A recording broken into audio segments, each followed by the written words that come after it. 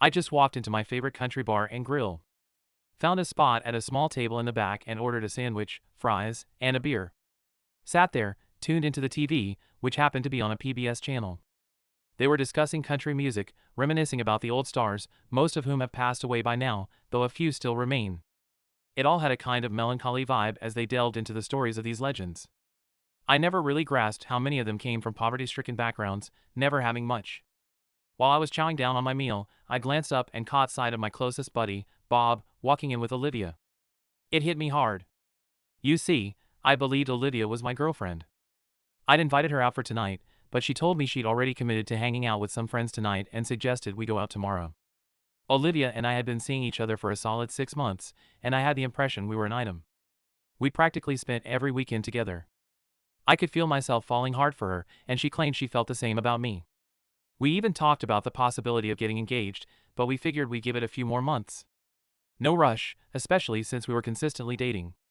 After the TV show wrapped up, someone hit the jukebox and played Crazy. I was tuned into the song, and this is the second part of it. I knew you'd love me as long as you wanted, and then someday you'd leave me for somebody new.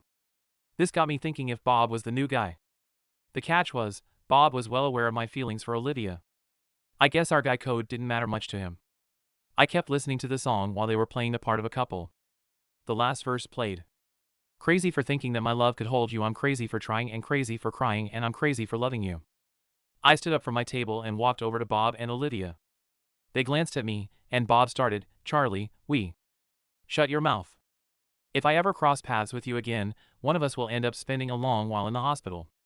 And as for you, Olivia, I'm seriously let down. Clearly, we're done. You've revealed your true self to me. I walked out of the bar. The next day, my phone kept ringing incessantly. It was Olivia, but I wasn't in the mood to talk. Later on, the phone rang again. This time it was Bob, so I picked up. What the heck do you want?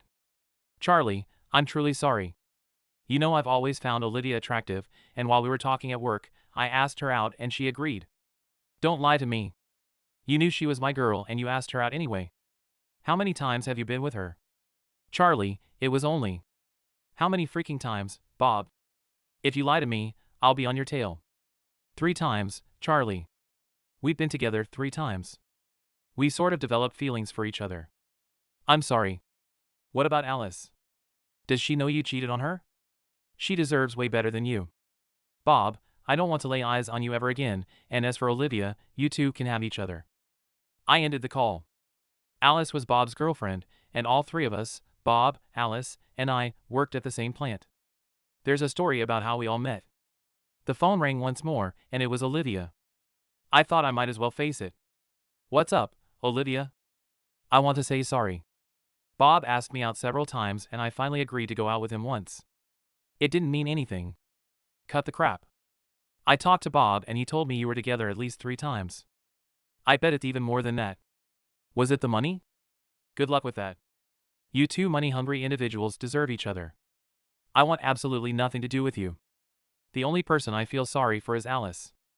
She believed you and Bob were her pals. Stay out of my life and quit calling. One grew up in Kentucky. I had 8 siblings. I was the oldest and played football in high school. When I was a senior, I got a scholarship at a college in Ohio. I was 6 feet 3 inches and weighed 260 pounds. I was an offensive lineman. My parents couldn't afford to send me to college, so I jumped at the scholarship. I wanted to become a mechanical engineer because I loved working with my hands. I used to be a bit reserved, but I had a soft spot for the ladies. Growing up with sisters, I learned to treat women with respect. My mom's advice was to treat girls how I'd want my own sisters treated. I struck up a friendship with a guy named Bob. He came across as sociable, though he wasn't the sporty type. He did have some smarts about him and mentioned having some family money. He claimed he didn't have much now, but there might be an inheritance down the road. He was pursuing a business management degree. When football wasn't taking up my time, we'd hang out. Bob had a way with the ladies. We hit up numerous parties, and the women were in no short supply. I was the reserved one, yet quite a few girls showed interest in me. I've got to hand it to Bob for that. My own shyness might have kept me from striking up conversations otherwise. After graduation, I stuck around Ohio and landed a mechanical engineer job at Ford Motor Company. The pay was solid, and I found a small apartment near the plant. I also managed to snag a late model pickup truck. Every week, I'd set aside some money and send my parents $500 monthly to lend a hand. My dad worked as a coal miner, and our family bond was strong. Bob landed a job at a warehouse right there in the same city as the Ford plant. It turned out he was one of our suppliers. Eventually, he worked his way up to becoming the warehouse manager. We'd hang out on weekends, and he spilled the beans about having a girlfriend at his workplace. Her name was Alice, and she was the inventory control honcho. He introduced me to Alice, and let me tell you, I could have easily fallen head over heels for her right then. But Bob and I had a solid bro pact, no messing with each other's girls. Tough call, but I decided to honor that code. I did date a couple of gals from my own plant, but strictly as friends. I couldn't tag along on double dates with Bob much because, well, being around Alice stirred up feelings. She was always a sweetheart to me. Bob extended an invite to me for their plant's Christmas shindig. Since they were one of our suppliers, I figured why not and agreed to go. At their bash, I crossed paths with a stunning gal named Olivia. She had some curves and a real nice figure. Olivia dressed a bit more provocatively than Alice and was quite the flirt. She shared that she worked with Bob and Alice, holding down a secretary gig for one of the higher-ups. I told her about my gig, and we spent the whole night dancing away. We decided to catch up again and even went out with Bob and Alice for New Year's Eve. Alice threw out some words about being happy for me finding someone, but the sincerity was lacking. That night, I took Olivia back to my place. She was, well, pretty darn impressive, if you catch my drift. Next morning, Olivia sounded surprised that I was living in a modest apartment. I explained that my job was relatively fresh, and I didn't need much to get by, since I was also sending money home to help out my family. I let her know that someday, sure, I'd worry about all that material stuff, but not at the moment. She brought up Bob's family being wealthy and wondered if that was true, considering he was my best bud. I confirmed it and mentioned they covered his education costs. Our dating saga rolled on, and we were hitting the town almost every weekend. My feelings were getting pretty deep, and she matched that with her own feelings. We did all sorts of stuff together, and, yeah, the bedroom action was a highlight. I'll admit, though, her flirtatious demeanor and constant chatter about material things didn't sit all that well with me. I tried to reassure her that we could carve out a good life together. Still, when we went on those double dates with Bob and Alice, things felt off-kilter. There was a sort of tension between us, and I couldn't quite put my finger on it. Update 1, Olivia and I had been together for about half a year. We chatted about our future, maybe even getting engaged down the line. Olivia said we didn't need to rush into decisions. We hit up a county fair, and at one of those budget jewelry stands, I got Olivia a friendship ring. I let her know it meant she was mine until she felt ready to take the engagement step. She grinned when she slipped it on. By the way, I should note that I hit the gym after work about 3 days a week. I'd managed to drop down to 230 pounds and felt pretty decent about how I looked. Then came that moment at the country bar and grill. Gotta admit, seeing my girl and best bud locking lips really took a toll on me. After I spotted them at the restaurant and had a talk on the phone, I severed all connections with both of them. Even though I was mad as hell, I did feel pretty bad for Alice. 2 weeks slipped by, and my phone rang. Charlie, I'm so sorry about you and Olivia. I figured she might have messed up, but I never thought it'd be with Bob. What's the deal, Alice? Are you saying there were others? At work, I spotted her having lunch with her boss, Brad. It seemed like a regular thing. I thought about telling you, but didn't want to hurt you in case I was off base. Then I got wind of Olivia and Bob. When I found out, I ditched him pronto. I cut ties with both of them. It's a bit tough seeing them together at work, but I stay occupied. Alice, thanks for reaching out. I was concerned about you. You're one of my closest friends. Maybe we can catch up sometime. I'd be up for that, Charlie. Good to chat with you. After our talk, I wasn't sure if I felt better or worse. A couple of weeks passed, and one evening while I was at the supermarket, I bumped into Alice. Hey, Charlie, nice to see you. How's everything going? Pretty good, and you? Back in the dating game? She gave me a smile. I've turned down quite a few date offers because I've got my sights set on someone special. I don't want to mess things up if he decides to call. Oh, I'm sorry. I was actually going to ask you if you'd like to. Yes, I'd love to go out with you. You're the one I was hoping would ask. So, when and where should we meet? I need to know how to dress.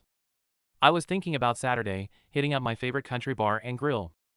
We exchanged goodbyes, and I confirmed that I'd pick her up at 6. When I arrived at her place, she was rocking a Western look, jeans, a vest, cowgirl hat, and boots. She looked fantastic.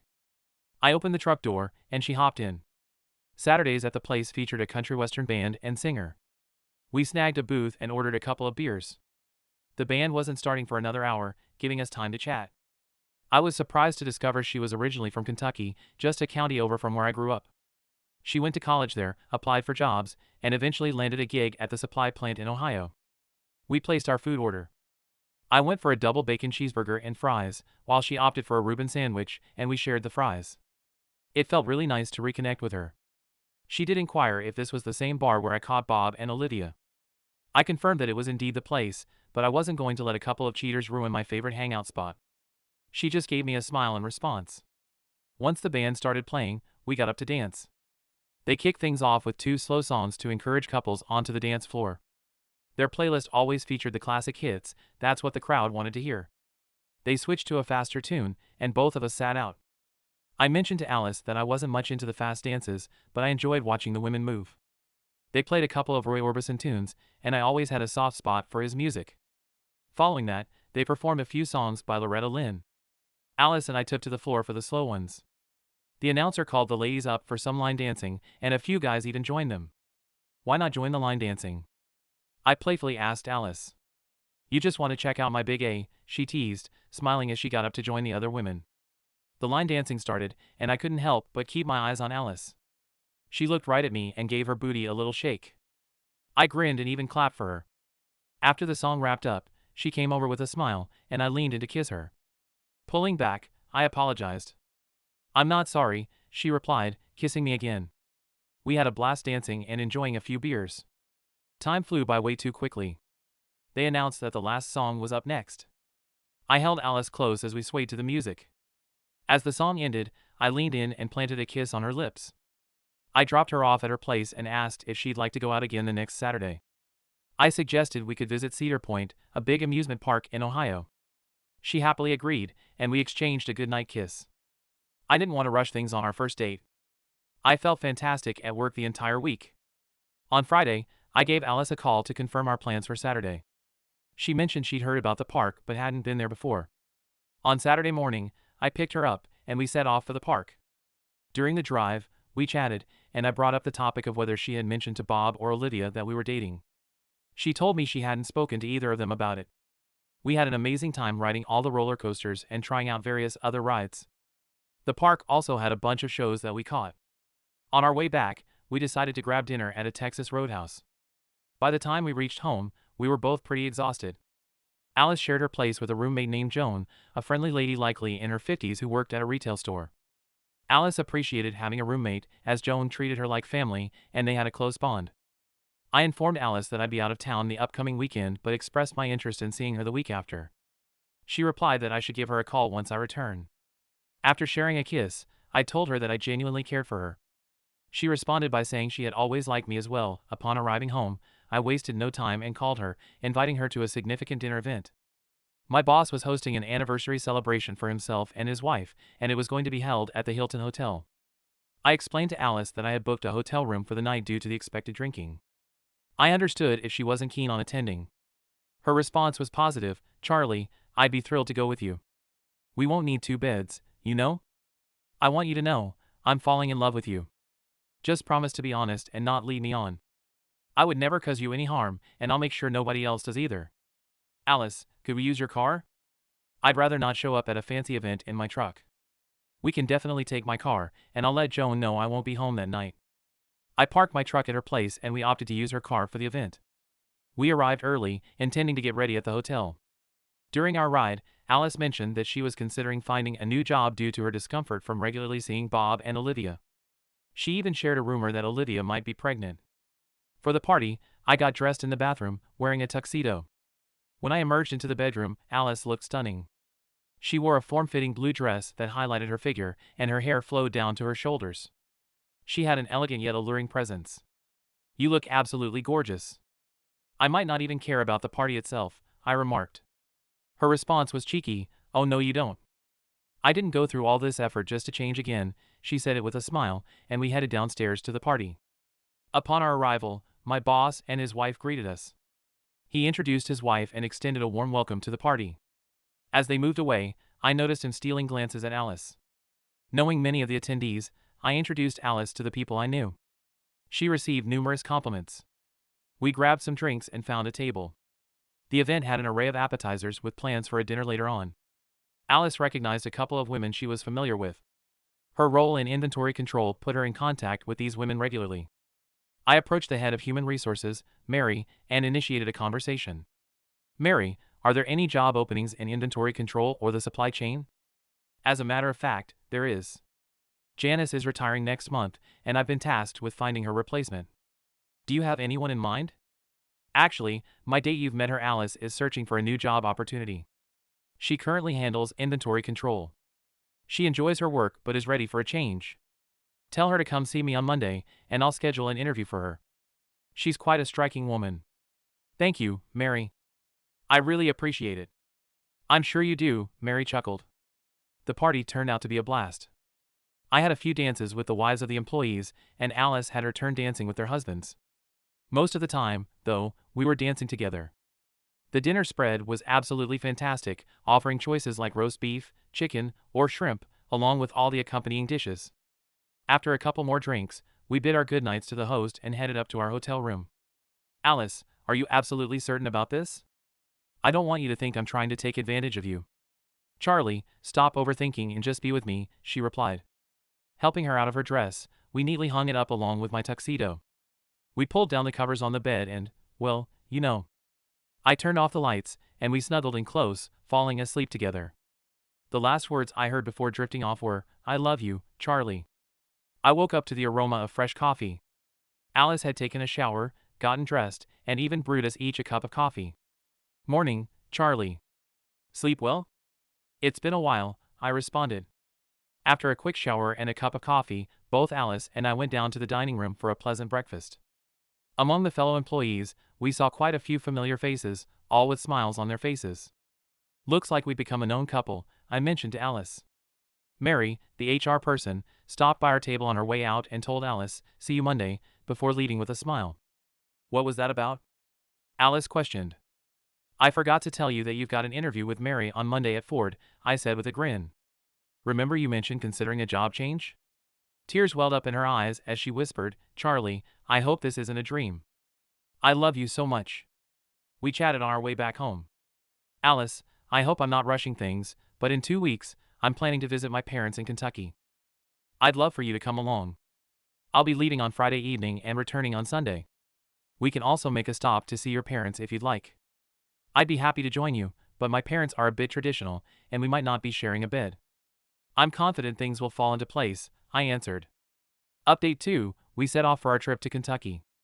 Alice mentioned the latest rumor about Bob and Olivia planning to get married next month due to Olivia's visible pregnancy.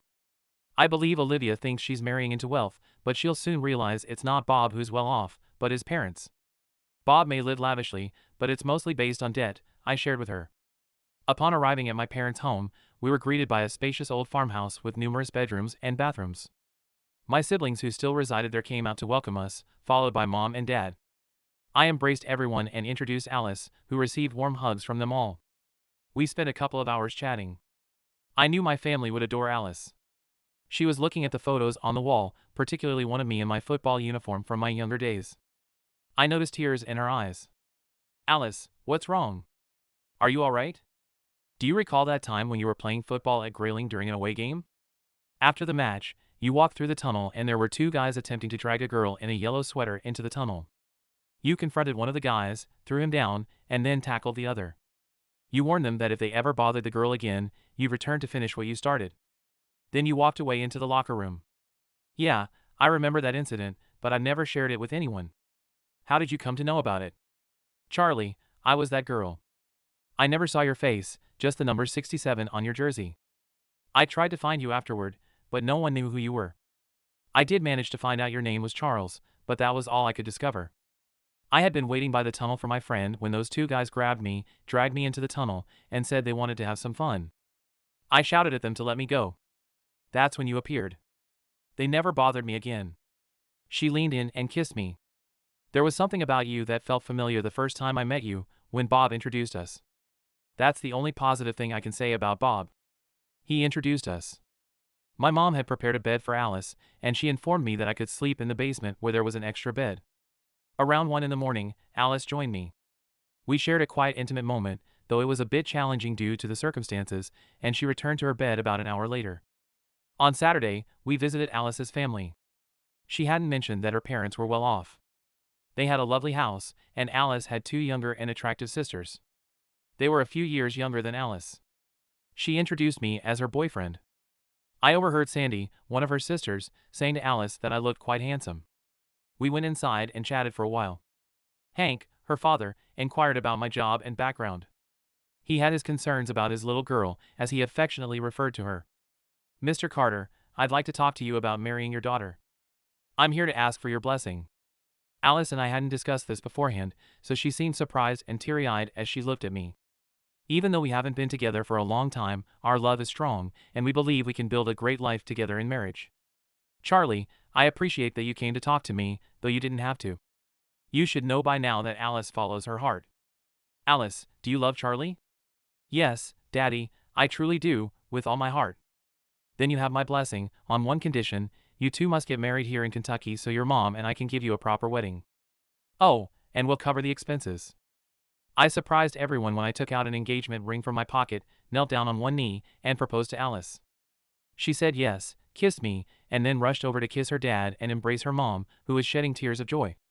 We all stood up and enjoyed a fantastic chicken dinner together. We went back to my parents' house and mentioned to the Carters that we keep them updated about our future plans.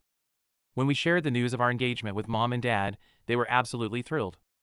Many of my relatives who still live nearby were coming over for a barbecue. Dad proudly claimed the role of grillmaster, while Mom prepared the meat and other dishes inside. Alice offered to help in the kitchen. She mentioned she enjoyed cooking too. All my relatives came by to greet me and get acquainted with Alice. She was the first woman I brought home to meet the family, and they all assured me that she was a keeper and encouraged me to make her happy. After a day of lively celebration, we bid farewell to our relatives and promised to inform them of our wedding date. Just before we headed to bed, Alice whispered to me that my mom had warned her about an obstacle on the stairs. It turned out she accidentally kicked a pair of shoes and they tumbled down the stairs. Alice tried to apologize, but Mom reassured her, saying she had been young once and that Alice's lively spirit was probably why she ended up with so many children. Alice did come back downstairs again, and we shared a quiet and intimate moment together. We tried to keep things hushed, but you know how that goes. She didn't head back upstairs until nearly 5 in the morning. After a night of intimacy, we drifted off to sleep.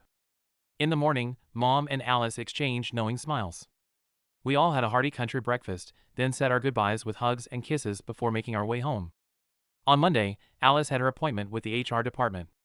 By Tuesday, she received a call from Mary, who informed her that she got the job and could submit her 2-week notice. She called me to share the news, but I was already in the loop. We decided to celebrate by going out for dinner that evening at my favorite country bar. At the restaurant, we both ordered steak dinners. Alice mentioned that Bob and Olivia were on vacation that week and the next. They were off to Las Vegas to tie the knot. She remarked that it was the most enjoyable 2 weeks she'd experienced at the plant since she didn't have to deal with Bob and Olivia. She added that everyone was sad to see her leave, but they understood she was moving on to a better opportunity. Working at Ford meant having some of the highest paying jobs in the region. Alice felt fortunate to have secured the interview and the job offer. She had earned it. She kept our dating and engagement a secret from everyone else. She revealed that she left an anonymous note on Bob's desk before departing. The note advised him to consider a DNA test once the baby was born, given his wife's frequent lunches with her boss. The note concluded with congratulations, but she deliberately left it unsigned. From the time she started at our workplace, she always wore a radiant smile. Whenever guys approached her for dates, she proudly displayed her engagement ring and made it clear that she was engaged to me. They wisely knew not to cross any boundaries. Alice shared that Joan was assisting her in planning the wedding. Joan played the role of a caring guardian. Joan had a married daughter of her own, and she and Alice became close friends, sharing expenses as roommates. I made it a point to drop by a couple of times each week to lend a hand wherever needed.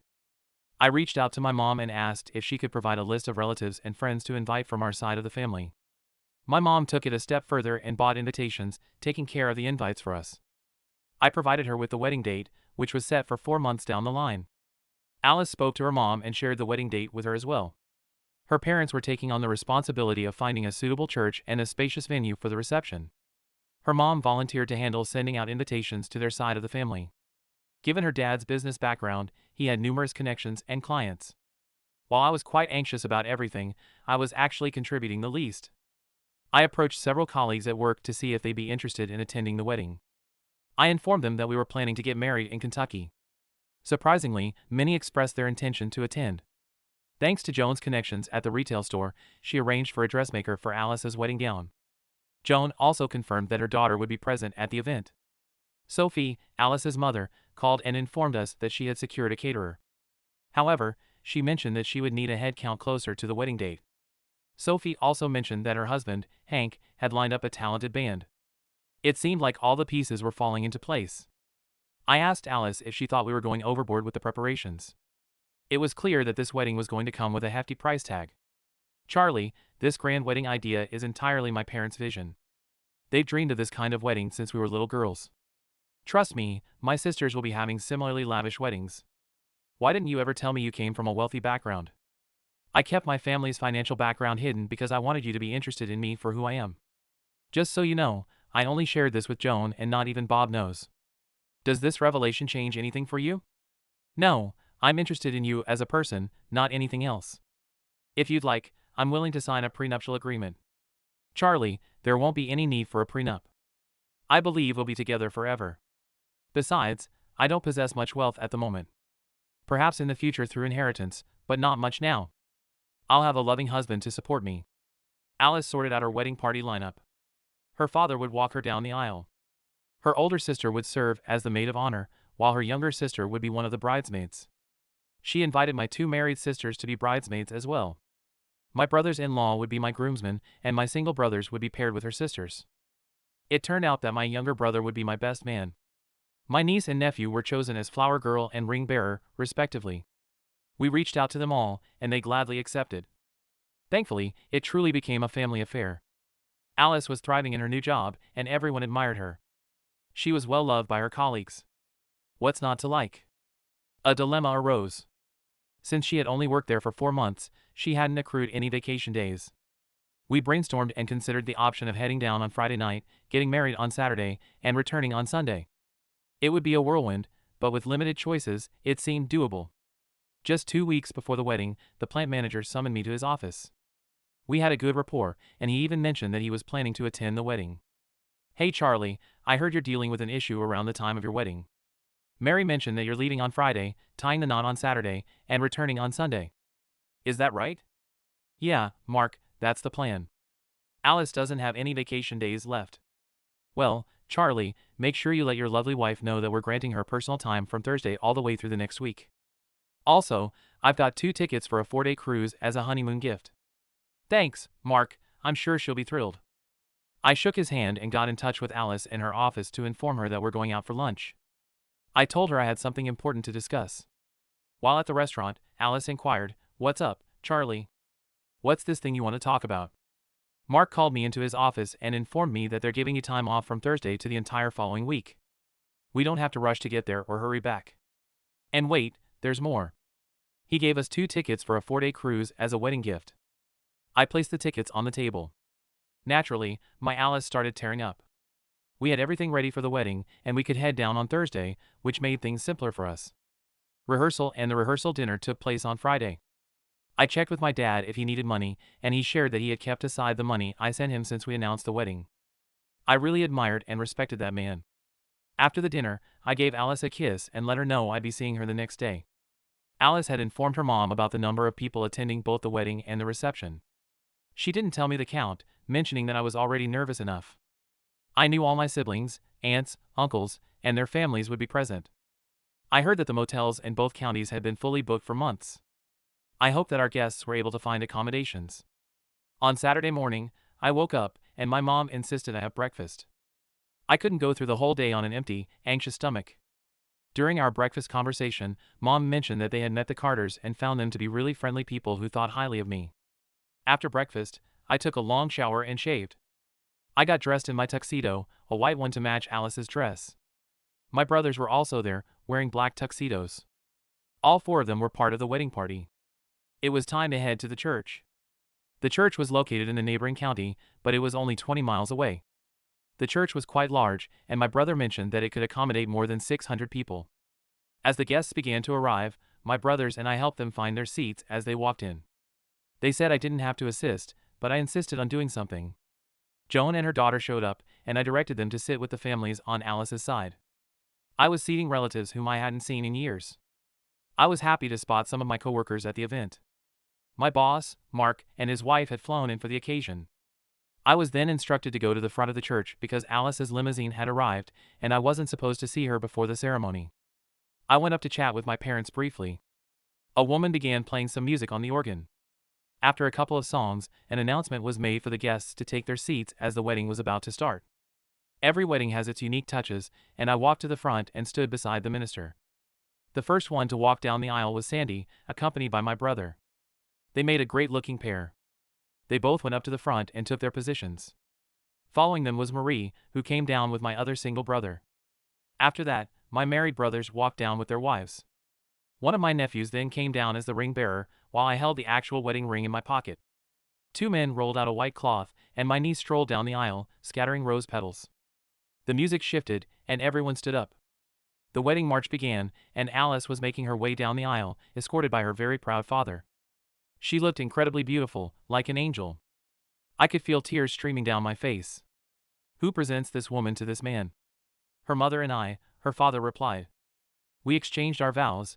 I placed the ring on her finger, and then I was given the go-ahead to kiss the bride, which I did.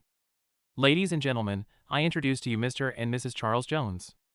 Everyone rose to their feet and cheered. We stood at the church door alongside the other members of the wedding party, expressing our gratitude to everyone who had attended. It took more than 30 minutes for the church to clear out. As people left, they all headed over to the rented hall. When we arrived at the hall, there were drinks and appetizers available for everyone. A band was playing, though not many were dancing at that moment. Tables had been arranged all around. Upon our entrance, the entire crowd stood up and cheered for us. We took our seats, Mr. Carter said a few words, and then announced that the food was ready. The serving tables were set up on both sides, making sure everyone got their food quite swiftly. Although Alice and I were served first, we probably finished eating last, as we kept pausing to kiss every 10 seconds in response to the glass clinking. Some of the tables were moved back from the dance floor to make more space for dancing. Alice and I were the initial pair to hit the dance floor, followed by the rest of the wedding party, and then everyone joined in. The reception carried on for a solid 4 hours. Some guests even helped themselves to another round of food. It truly was a fantastic night. Epilogue: we had an amazing time during our cruise. It was a good decision to bring my truck to the wedding. I rented a small U-Haul and loaded it up with all the gifts we were given. When we returned home, we started looking for a new house. Eventually, we found a nice 3-bedroom home with a hot tub. We spent a couple of weeks at my small apartment initially, but Alice felt we needed something a bit more spacious. We decided to leave the gifts we brought back at Joan's house since we wouldn't be living there. We checked if she could manage on her own, and she assured us she didn't have any financial troubles. She simply enjoyed taking care of Alice. But now that responsibility was shared with me. Every evening, we'd work on writing thank you cards. I believe we're just about finished with that now. We also have lunch together at work around 3 times a week. It's been 3 months since the wedding, and things are going really well. We haven't had any arguments, and we always discuss and resolve any differences we have. We've always been told that communication is key, which is something we actively practice. Alice mentioned that one of her friends from another workplace called her, and Olivia discovered that Bob is in financial trouble with a lot of debt. There was also a rumor that someone advised Bob to consider a DNA test when Olivia has the baby. However, they're uncertain about the source of that information. A few weeks passed, and then Alice received another phone call informing her about some issues going on with Bob and Olivia. It turns out Bob took a DNA test, and it confirmed that he wasn't the father. Isn't that just wild? Thanks for reading my story. The part about the country music is true, I actually saw it on PBS. The end. Next story. My daughter publicly vilified me after siding with my ex during the divorce and cutting me out of her life. Years later, she attempted to crash my wedding and is now demanding an apology. I'm 48, male, and recently remarried after a bitter divorce that left my relationship with my daughter in tatters. I never thought I'd be writing this, but here I am, sitting in my living room, the remnants of a beautiful wedding now clouded by something I couldn't have predicted. My daughter, who cut me out of her life years ago, crashing the ceremony and demanding an apology. Yeah, it's as absurd as it sounds. Let me rewind and give some context. I was married for 18 years before things fell apart. My ex-wife and I had drifted apart over time, as people sometimes do, but it was more than that. There were fights, accusations, and a lot of resentment that built up. But the worst part of all of it wasn't losing my marriage. It was losing my daughter, who chose her mother's side in the messiest way possible. My ex was angry. I expected that. But I wasn't prepared for the campaign she launched, painting me as the villain not only to our friends, but to our daughter, who was 16 at the time. I guess when you're that age, you want someone to blame, and my ex made sure I was the easy target. She told my daughter I was selfish, that I abandoned them, that I didn't care about the family anymore. None of it was true. But in the heat of a divorce, the truth tends to get trampled by emotions. At first, I thought it was a phase. I thought my daughter would come around once she had time to process things, once the dust settled. But instead, she pulled away. She stopped answering my calls, ignored my texts, and when I showed up at her school to try to talk to her, she told me to leave her alone. "You ruined our family," she said to me one day, eyes filled with cold, hard anger. I tried to explain that it wasn't like that things between her mom and me just weren't working, that the divorce didn't mean I was abandoning her. But she wasn't having it. She had already made up her mind, or more accurately, her mother had made it up for her. The next few years were hell. While my ex spun her narrative, my daughter took to social media to publicly drag me. She made posts about how I had destroyed her life, how I was dead to her, and she even shared private details of our family arguments that were twisted beyond recognition. Friends reached out, shocked at what they were seeing. I didn't even recognize my own kid anymore. I could have defended myself, but what good would that have done? I wasn't going to get into a war with my own daughter online. I just had to take the hits. Eventually, I stopped looking at her posts altogether, because it hurt too much. Watching the bond we once had get reduced to nothing, was worse than anything I had imagined. It felt like I had lost both my marriage and my daughter in one fell swoop. Years passed. I didn't hear from her. Holidays were the worst. Sitting alone, knowing she was with her mom, probably still believing the worst about me. I thought about reaching out again and again, but every attempt was met with either silence or outright hostility. So I let her be. I told myself that she'd come back when she was ready, if ever. And I started to rebuild my life. I met someone, a woman who understood what I had been through, who didn't judge me for the mistakes I made during my marriage. We clicked in a way I hadn't felt in years, and for the first time in a long time, I felt happy. I even felt a little guilty about it, given everything that had happened with my daughter, but I knew I deserved to move on. When we got engaged, I didn't expect my daughter to care. I hadn't heard from her in so long that I assumed she didn't give a damn about what I did with my life anymore. So we planned a small wedding, just close friends and family, my side of the family who had stuck by me through the whole mess, and her family who welcomed me with open arms. It was supposed to be a day of joy, simple, intimate, free of drama. That was until the day of the wedding. The ceremony was beautiful, the weather was perfect, the vows were heartfelt, and for the first time in years, I felt a sense of peace. But as the reception began and we were about to share our first dance, I saw her, my daughter, standing at the entrance in a dress that looked more like she was here to steal the spotlight than to witness the wedding. Her face was a mix of anger and something else. I was stunned. I hadn't invited her, not because I didn't want her there, but because I genuinely thought she wouldn't want to come. She had made her feelings clear for years, and yet, here she was, at the most important day of my new life, unannounced and uninvited.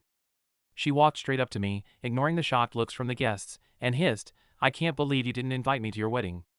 You're seriously going to do this without apologizing?" I felt like I'd been slapped. Apologize for what? I asked, trying to keep my voice calm, though my heart was racing. For everything, she snapped. For the divorce, for ruining our family, for cutting me out of your life. Cutting her out of my life? I couldn't believe what I was hearing. "You haven't spoken to me in years," I said, incredulous. "You blocked me out. I tried to reach you. Do you remember that? You didn't want anything to do with me." She crossed her arms, her eyes narrowing, "Because you didn't fight hard enough. You gave up on me, just like you gave up on Mom." I could feel the tension in the room thickening as people started to take notice of what was happening. I motioned for my new wife to step back, knowing this wasn't going to be a quick or easy conversation. "I didn't give up on you," I said, my voice trembling now, the weight of years of frustration and heartache boiling to the surface. "I gave you space because you made it clear that's what you wanted. I didn't want to force myself into your life if you didn't want me there." "That's such a cop-out," she spat. "You're just saying that to make yourself feel better. You should have fought harder. You should have." "What? Shown up at your door and demanded you talk to me?" I interrupted, my patience wearing thin. "How would that have helped? You were hurting, I get that, but so was I. You're not the only one who lost something in that divorce. She glared at me, and for a moment, I thought she might slap me. Instead, she took a step back, her voice lowering but no less venomous. You owe me an apology for everything, for putting me in the middle of your mess, for making me choose. I never made you choose, I said, my voice cracking now. Your mom did that. She turned you against me. Oh, don't you dare blame her, she snapped, her voice rising again. She's the only reason I survived that divorce. You were too busy moving on to care about me. That was the moment I broke. You think I moved on easily? I shouted, my voice echoing across the stunned crowd. You think it didn't kill me to lose you too? I didn't just lose my wife in that divorce, I lost my daughter. You chose to cut me out, and I respected your choice because I didn't want to hurt you more than you already were. But don't you dare stand here and act like I haven't suffered through this. I could see her falter for a moment, as if maybe, just maybe, she hadn't considered my side of things. But that moment passed quickly, and she squared her shoulders. The stubbornness that I had always admired now turned against me. So that's it then, she said, her voice cold. You're not going to apologize? I took a deep breath, feeling the weight of the years between us, the love I still had for her, and the deep pain she had caused me. I'll apologize for one thing, I said softly. I'm sorry that the divorce hurt you. I'm sorry that it made you feel like you had to choose sides. But I will not apologize for trying to move on with my life when you shut me out. She stared at me for a long moment, and for the first time since this whole ordeal began, I saw something break in her. Her eyes filled with tears. But she quickly wiped them away, her face hardening again. Without another word, she turned and walked out of the reception, leaving me standing there in the middle of a stunned silence. I didn't follow her. I couldn't. I had already spent years chasing after someone who didn't want me in her life. I wasn't about to start again. The rest of the night was a blur. My new wife was incredibly supportive, standing by me through the whole thing, and we tried to salvage what was left of the reception. But that confrontation hung over me, a reminder of the broken relationship that I wasn't sure would ever be repaired. It's been a few weeks since the wedding now, and I still haven't heard from her.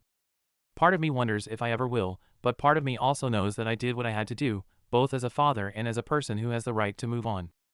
After the wedding, my wife and I went on our honeymoon. It was supposed to be a fresh start, a time to forget the pain of the past and focus on the future. But my daughter's face, her anger, her demands, it all stayed with me like a dark cloud. The hardest part wasn't her lashing out, I expected that.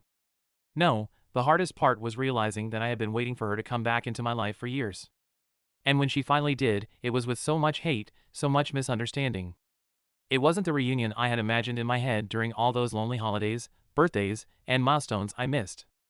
I spent those first few days after the wedding questioning everything. Maybe I hadn't done enough. Maybe I should have fought harder, tried more to be in her life after the divorce. Was it really my fault that she turned on me? Did I, as she claimed, give up on her too easily? But then, my wife sat me down one evening as we watched the sunset from our hotel balcony. She looked me in the eye and said something that I needed to hear. You can't live your life trying to apologize for things that weren't your fault. She was right, and as much as it hurt to admit it, I realized that no amount of apologizing, no grand gesture, would ever undo what had happened between my daughter and me. She made her choice, just as I made mine. We both lost something, but I wasn't going to keep punishing myself for it. When we returned home, I had a voicemail waiting for me. It was my daughter, and her voice was shaking with emotion. She didn't ask for an apology this time. Instead, she told me that she needed time, more time, to process everything. She didn't say she wanted to rebuild our relationship. She didn't say she was sorry for how things had gone down at the wedding. But for the first time in years, she didn't lash out. She didn't throw blame. And maybe that was a step in the right direction. I won't lie, I'm still heartbroken. I love my daughter, and I always will. But I can't keep chasing after her, begging for forgiveness for things I didn't do. I have a new life now, a wife who loves me, and a future that, despite the pain, looks brighter than the years behind me. Maybe one day, my daughter and I will find our way back to each other. Maybe we won't, but either way, I'm done being the villain in a story I never asked to be part of. So that's where I am now, trying to move forward, even though the past keeps tugging at me. Oh, and if you've stuck around this long, feel free to subscribe if you enjoy reading about complicated family drama. Maybe next time, I'll share something less soul-crushing. But hey, life is messy, right?